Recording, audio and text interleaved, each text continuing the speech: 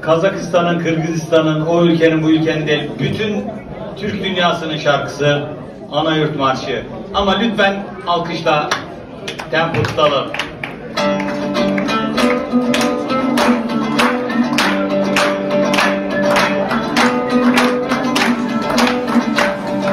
Özbek, Türkmen, Uygur, Tatar, Azer bir boydur. Kara, Kalpak, Kırgız, Kazak bunlar bir soydur.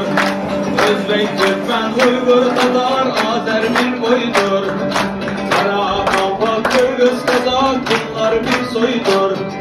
Türkistan, Afganistan ey güzel yurtumuz. Türkiye, Azerbaycan ey güzel yurtumuz. Sana kurban olayım ey ana yurtumuz. Sana kurban olayım ey ana yurtumuz. Özbek, Türkmen, Uygur, Tatar, Azer bir boydur. Kara, Kalpak, Kırgız, Kazak bunlar bir soydur.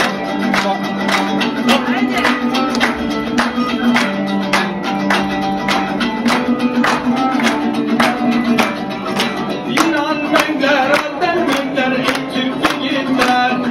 İnanmayın, aldanmayın ey Türk yiğitler. Kırk asırlık tarihe sahip olgen Türkler. Kırk asırlık tarihe sahip olgen Türkler. Özbek, Türkmen, Uygur, Tatar, Azer bir boydur. Kara, Kalpak, Kırgız, Kazak bunlar bir soydur. Özbek, Türkmen, Uygur, Tatar, Azer bir boydur.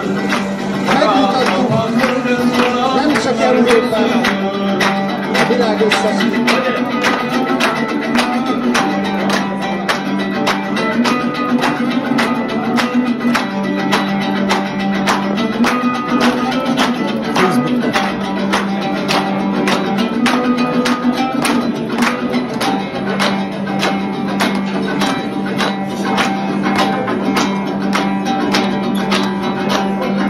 Türkiye, Azerbaycan ey güzel yurtumuz.